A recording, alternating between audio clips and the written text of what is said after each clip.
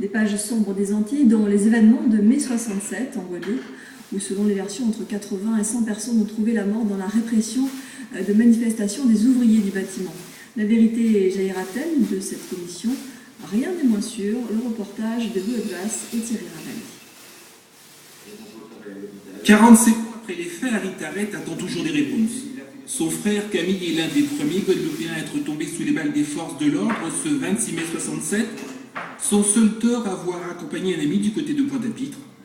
Alors, avec cette commission d'information créée début mai par Georges Paul-Angevin, Aritaret souhaite que l'honneur de son frère soit lavé.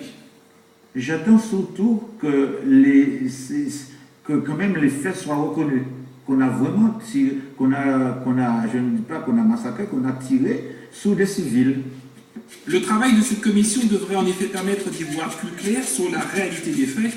Selon certaines versions, les manifestations des ouvriers pour une augmentation de salaire se seraient soldées par plus de 85 morts. Le fait que nous sachions le nombre de morts ne nous dit pas forcément dans quelles conditions ils sont morts. Par conséquent, il me semble que déjà on fait un travail pour l'histoire, pour apaiser là encore les interrogations, et après on verra quelle suite il y a à donner à ces investigations. Mais pour autant, saura-t-on exactement ce qui s'est passé?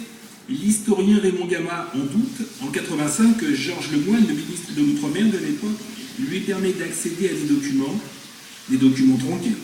J'ai trouvé une pièce qui comportait une trentaine de pages, mais qui commençait à la page 14. Voilà.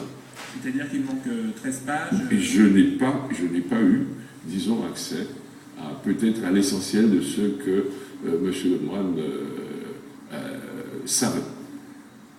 Présidée par Benjamin Stora, la commission devrait rendre les conclusions de ses travaux d'ici un an. En bref, notez que